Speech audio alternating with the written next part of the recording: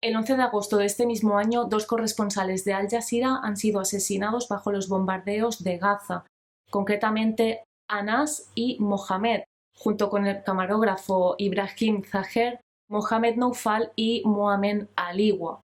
Estos son solo algunos de los nombres que encabezan parte de una lista que cada día crece más. Con ellos no solo mueren vidas, sino que se apagan voces que intentaban contar la historia de un pueblo que ha sido masacrado desde hace más de 75 años. Y no es la primera vez que se intenta silenciar a quienes narran Palestina. El exilio, la ocupación, la destrucción y el sufrimiento no son imágenes que a las potencias les guste enseñar. Hace un tiempo fui a la presentación del historiador Rashid Khalidi, que escribió el libro Palestina, 100 años de colonialismo y resistencia, que os recomiendo muchísimo su lectura. Y recuerdo que en la presentación comentaba que la historia palestina ha sido escrita y reescrita por otros, mientras que se borraban las voces de quienes la vivieron realmente. A día de hoy creo que todos vemos claro que Israel y Estados Unidos han decidido destruir un pueblo para en ese territorio construir un destino vacacional, con el respaldo y el silencio cómplice de Europa. No estamos hablando de distopías, de ciencia ficción ni de novelas al estilo George Orwell. Estamos hablando del genocidio palestino. Un genocidio que además se ejecuta, ¿no?, como represalia a la operación Inundación Al-Aqsa, que se llevó a cabo por parte de Hamás el 7 de octubre de hace 2 años, del 2023. Pero esto es solo una pequeña parte de toda la historia de resiliencia del pueblo palestino. Y aunque se intente silenciar a las cámaras, pues al final siempre nos quedan los pinceles, las palabras y las imágenes. Solo la obra de artistas como Slimán Mansur o la poesía de Nasser Rabah pueden mantener viva la memoria de unas atrocidades que estamos presenciando en pleno siglo XXI. Bienvenidos a Arte en Diáspora, un espacio en el que hablamos de arte, cultura, literatura, pero también de exilio, refugio y derechos humanos.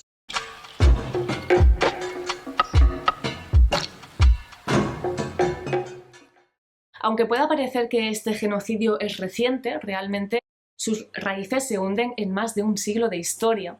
A finales del siglo XIX, el movimiento sionista, liderado por Theodor Herzl, ya imaginaba un Estado judío sobre la tierra palestina, desplazando lentamente a su población autóctona, la mayoría de ella árabe musulmana. Tras la Primera Guerra Mundial, la Declaración Balfour de 1917 legitimó este proyecto, ignorando la existencia del pueblo palestino y respaldando la inmigración masiva de colonos judíos europeos.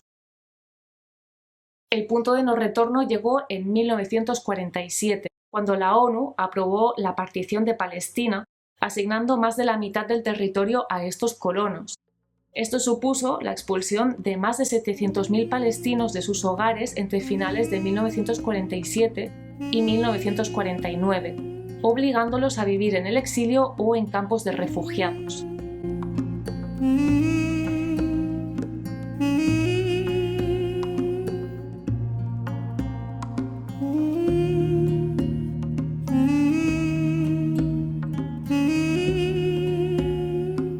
A este episodio se le conoce como Nakba o catástrofe, que se conmemora cada año el 15 de mayo. Desde entonces, la historia palestina es la de un pueblo disperso, atrapado entre la memoria del hogar perdido y la necesidad de reconstruir su identidad.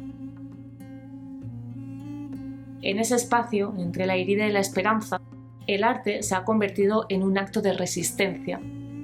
Tanto la pintura, la poesía, la música y el cine preservan lo que otros intentan borrar. Como escribió Edward Said, un académico palestino que os recomiendo muchísimo leer para entender su visión de lo que es el exilio y el orientalismo, afirmó en su obra Reflexiones sobre el exilio que el exilio no es solo la pérdida de un hogar, es la fractura de la memoria. Y esa fractura ha marcado el arte, la literatura y la música palestina durante décadas. Hoy, en pleno 2025, mientras los bombardeos arrasan Gaza, Una nueva generación de artistas palestinos está plasmando este genocidio en tiempo real, como Malak Matar y Nabil Anani. Pero si hay un artista que representa la resiliencia palestina, ese es Slimane Mansour, el descendiente del artista Ismael Shammout. Sus obras son testimonio, denuncia y memoria, y en este episodio vamos a escucharlos, mirarlos y entender cómo su arte se convierte en un lenguaje para la supervivencia.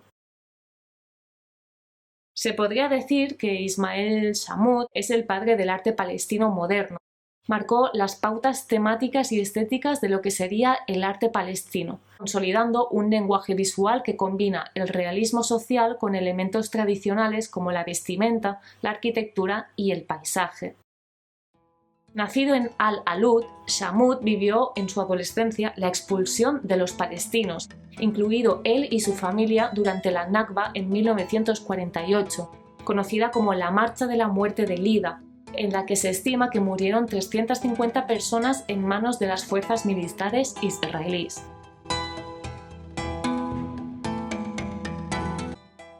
Shammout y su familia se asentaron en los campos de refugiados de Khan Younis, en Gaza, viviendo condiciones muy difíciles que ampliarían el bagaje artístico que representaría más tarde en sus obras.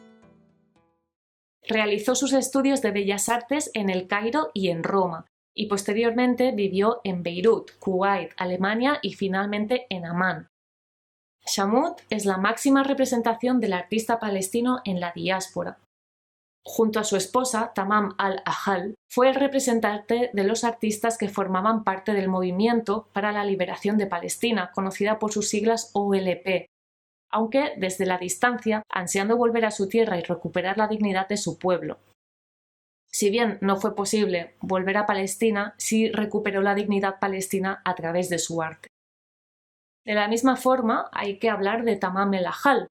No supeditar su imagen únicamente como la compañera de vida de Shammout, sino como una gran artista, feminista y resiliente que en los años 50 se atrevió a pintar escenas de su tierra natal, Jaffa, que tanto añoraba. Su estilo, que combina realismo e impresionismo, la llevó a exponer internacionalmente y a compartir su visión en charlas y conferencias en distintas galerías. Junto a Shammout pintó Palestina, el Éxodo y la Odisea, una de las obras más reconocidas de ambos artistas. Pero fue en Gaza el primer lugar donde Ismael Shammout realizó su primera exposición en 1953, exponiendo su obra ¿A dónde?, máxima representación de la diáspora. Expone la huida que el mismo artista vivió al ser expulsado de Lida a los 18 años junto con su familia, experimentando en primera persona la angustia de verse obligado a abandonar su hogar. Nunca sabremos si el protagonista de esta obra, un anciano vestido con harapos que lleva consigo a 3 niños, era alguien cercano al propio Shammout o que, sencillamente, el artista retrató la imagen de las personas más vulnerables ante el exilio. También destacan sus obras en las que representa la expulsión y huida de miles de palestinos, en escenarios áridos que muestran el calor, el hambre y la sed que cientos y cientos de personas sufren en sus duros caminos de huida. En muchas de estas obras se representan iconos de Palestina que mezclan el pasado y el presente. La Jerusalén dorada, mezquitas e iglesias como el Haram al-Sharif o la iglesia del Santo Sepulcro, una imagen que evoca a los tiempos remotos en que la comunidad judía, cristiana y musulmana vivían en paz. Pero el artista también representa lo opuesto, campos de refugiados abarrotados de personas, yacimientos petrolíferos del Golfo en los que trabajan miles de expatriados bajo el sistema kafala, del que hablaremos en otro episodio en este podcast. Todos son multitudes anónimas y sin rostro. A primera vista, esta imagen podría parecer una más. Multitudes mezcladas entre los altercados y soldados israelíes anónimos enfrentándose a las manifestaciones. Pero en la esquina superior izquierda aparece algo distinto, la representación de la reunión en Camp David, en julio del año 2000, entre Yasser Arafat y el primer ministro israelí Ehud Barak. Perdonad si no pronuncio muy bien ciertos nombres, pero la verdad es que el hebreo no es un idioma que haya indagado en él, así que la pronunciación puede ser errónea, lo siento por ello. Pero esta reunión entre Yasser Arafat y el primer ministro israelí es representado en esta obra. con el presidente Clinton como mediador. Fue el inicio de unas negociaciones de paz entre israelíes y palestinos tras los acuerdos de Oslo, que nunca llegaron a cumplirse. Este incumplimiento acabaría detonando en la segunda intifada ese mismo año. Pero si hay una obra que quiero destacar y que me conmueve es Memories on Fire. Shamut representa a un anciano ubicado en un interior en penumbra, observando la brasa del fuego con el que parece entrar en calor. En el fondo, varias personas amontonadas parecen dormir o al menos intentarlo, todos ellos refugiados. La representación del anciano me trae recuerdos familiares, aunque alejados del contexto palestino. Mis abuelos también vivieron la diáspora de la Guerra Civil Española, teniendo que huir de sus aldeas, dejando atrás todo lo que conocían. Me imagino a mi abuelo materno José, en penumbra, pensando en todo lo que dejó atrás después de salir de la cárcel en plena posguerra. O mi abuelo paterno Benigno, mirando la lejanía, siendo consciente de lo que dejaba atrás cuando huía en barco a Cuba. La guerra solo trae dolor, y Shamut lo sabía muy bien.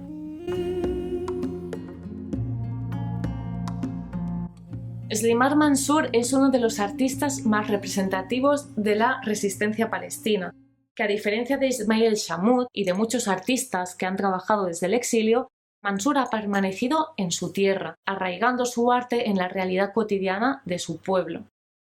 Nacido en Ramallah un año antes de la Nakba de 1948, un suceso que marcaría toda su vida y obra artística, es conocido por ser el artista de la Intifada, o lo que conocemos como la Revuelta Palestina. Una revuelta que estalló en diciembre de 1987 en los territorios ocupados, cuando un vehículo del ejército israelí arremetió contra un camión en el campo de refugiados de Jabalilla, en la Franja de Gaza, matando a 4 palestinos. Este estallido de resistencia civil volvió a explotar en el año 2000, conocida como la Intifada de Al-Aqsa o la Segunda Intifada que hemos mencionado ya anteriormente, provocada por el empeoramiento de la situación para los palestinos después de los acuerdos de Oslo, el desvanecimiento de la perspectiva de la creación de un Estado propio y la intensa rivalidad entre la Organización Liberal por Palestina y Hamás, que además se intensificó con la provocadora visita de Ariel Sharon en la explanada de las mezquitas, un foco de pasiones nacionalistas y religiosas entre musulmanes y judíos, como bien aclara Khalid en su libro. Ambas intifadas fueron representadas en la obra de Mansour, cuyo arte podría clasificarse en lo que la profesora de Historia del Arte Ghanit Ankori identifica como arte palestino de la pérdida de patria. Una clasificación, la de Ankori, bastante limitada a lo que se refiere al arte palestino contemporáneo, pues Mansour representa no la pérdida de la patria, sino la resistencia ante su pérdida. En su adolescencia, Mansour ya formaba parte del movimiento activista en pro de los derechos de los palestinos. Su herramienta para combatir la opresión ha sido desde siempre la pintura. Slimane representa retratos cotidianos que plasman la dificultad de la vida de los palestinos en su propia tierra, alusión que hace a través del uso de colores ocres y materiales como el barrio en referencia a su tierra natal. A través de la contemplación de sus obras, el artista invita al espectador a adentrarse en esas vidas que son quebradas por la opresión que sufren día a día. Este espíritu de resistencia e identidad captura la necesidad del pueblo palestino por mantener no solo su identidad, sino su vida y su dignidad. Su estilo realista, con toques de expresionismo abstracto y surrealismo, muestra su formación académica de Bellas Artes en la Academia Bezalel de Arte y Diseño en Jerusalén. El mismo artista afirma que desde pequeño ya tenía un interés perspicaz por el arte. Un interés que además fue apoyado por su profesor de pintura e influenciado por libros en los que descubrió la obra de Diego Rivera. Desde entonces, y con una formación ya establecida, ha dedicado su vida a transformar el panorama artístico árabe-palestino, dándole una visión más social. A través del concepto sumud, Slimane representa la fuerza y la identidad del pueblo palestino, un término que alude a la perseverancia de la comunidad desde una perspectiva más bien ideológica y política en lo que se refiere a la resistencia de la ocupación israelí. Durante la primera intifada, Israel prohibió toda simbología que hiciera alusión a símbolos nacionalistas, prohibiendo banderas e iconos relacionados con Palestina. Ante esta censura, Mansur utilizó símbolos que indirectamente hacían referencia a su pueblo, siendo pionero del uso de la sandía como símbolo del movimiento palestino. Según el propio artista, utilizó la sandía como alegoría ante la prohibición de la utilización de los colores verde, negro y rojo y negro que hacen referencia o aluden a la bandera palestina. La historia cuenta que, ante la censura de su obra y la de otros artistas, el pintor y ceramista Issam Bad preguntó qué pasaría si pintaba con esos colores una flor. El militar israelí le contestó que le sería confiscada de inmediato, daría lo mismo si pintaba una flor o una sandía. Y así es como la sandía pasó a ser una alegoría a la que otros artistas se agarraron a causa de la censura, y todo provocado por un militar israelí. Es el caso del artista Khaled Hourani, quien representó una sandía en 2007 para una obra llamada El Atlas Subjetivo de Palestina. Al más estilo pop art, su sandía se transfería en diseños y estampa. Y a pesar de destacar por esta sandía, la obra de Hourani también se vincula a la resistencia palestina, representando escenas que critican el bloqueo humanitario que está sufriendo Gaza en la actualidad. Una de las obras más representativas es Del río al mar, utilizando todo tipo de simbología a la tierra. Mansur representa a una mujer palestina abrazando un árbol que a su vez es olivo y naranjo. Un acto de protección. La protagonista de la obra se representa como la alegoría de la tierra palestina, como la resistencia palestina ante la destrucción de la ocupación israelí. Quizás el que sus ropajes sean blancos hace alusión a la pureza de la propia tierra y a través del uso de colores terrosos del entorno, el artista hace referencia directa a la tierra palestina, que es toda su identidad y la de su pueblo.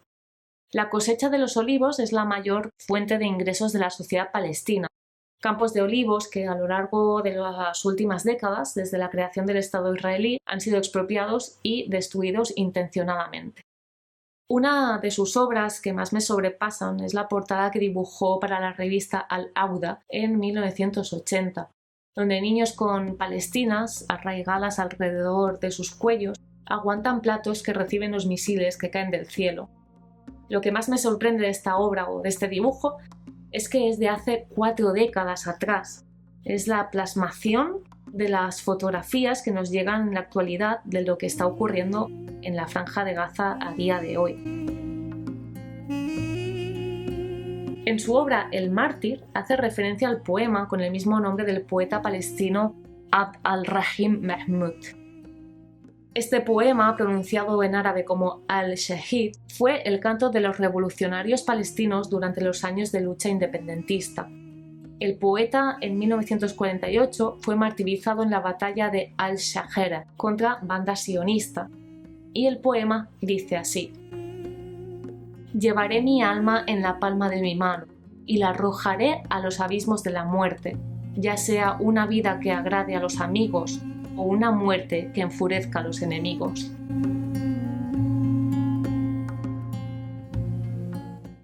En 1973 cofundó la League of Palestinian Artists, una organización que promocionaba artistas locales por primera vez, organizando exposiciones en Ramallah, Nablus, Nazaret e incluso en Gaza.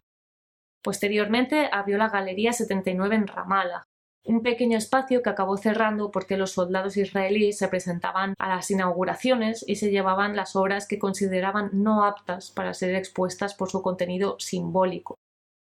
El arte de Mansur fue censurado en varias ocasiones, pero eso solo reforzó su papel como voz de la resiliencia y la resistencia cultural. Su influencia ha llegado tan lejos que hoy en día la sandía es el símbolo de la resistencia palestina a nivel internacional.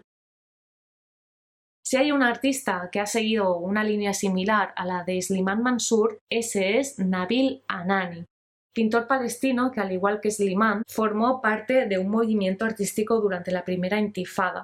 Hoy, con 81 años, Anani afirma en una charla con la periodista Rawat Talas que todavía disfruta del acto de pintar y da gracias a Dios por haberlo creado artista. Actualmente sigue trabajando en su pequeño estudio en Ramallah. En su obra destacan elementos como la sandía, el olivo y los bordados tradicionales palestinos, símbolos de identidad. A principios de este año, en su última exposición La Tierra y yo en la Galería Zawied de Dubái, presentó una serie de pinturas que rinden homenaje a los paisajes naturales de Palestina. Anani representa constantemente los árboles de su tierra natal. El artista tenía 5 años cuando los británicos abandonaron su mandato y vivió la Nakba en primera persona. Desde pequeño mostró interés por el dibujo, pero, hijo de un padre militar, no pudo estudiar arte de inmediato y cursó estudios universitarios en El Cairo. Unos años más tarde, su tío le presentó a Ismael Shamut, encuentro que marcaría el inicio de su camino como artista. En 1972, Anani presentó su primera exposición en Jerusalén y entre los asistentes estaban Slimane Mansour. Fue el inicio de lo que más tarde se conocería como la Asociación de Arte Palestino, que comenzó con 15 artistas y hoy reúne a miles. Desde entonces se propusieron una idea ambiciosa: llevar el arte a quienes nunca habían pisado una exposición, haciendo una itinerancia por Jerusalén, Ramallah, Nablus, Jenin, Tulkarem, Gaza y otras ciudades de Palestina. Para Anani, la tierra es la base de todo, un lema que ha guiado su obra durante más de 4 décadas.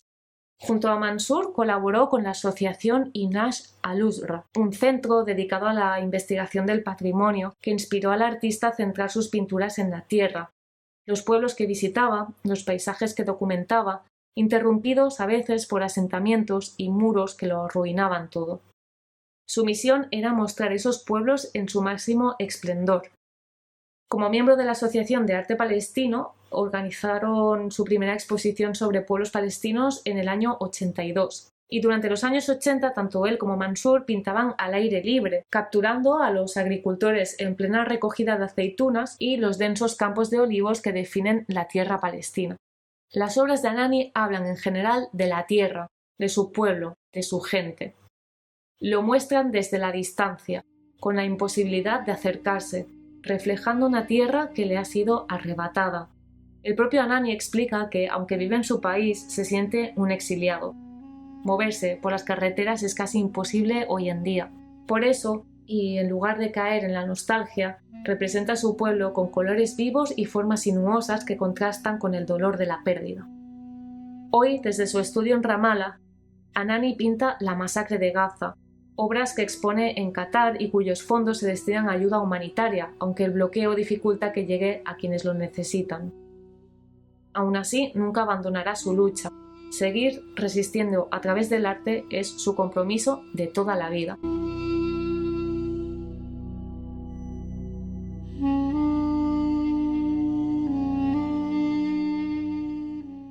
Malak Matar también se suma a la línea de artistas influenciados por Slimane Mansour y, como ella misma reconoce, por Nabil Anani.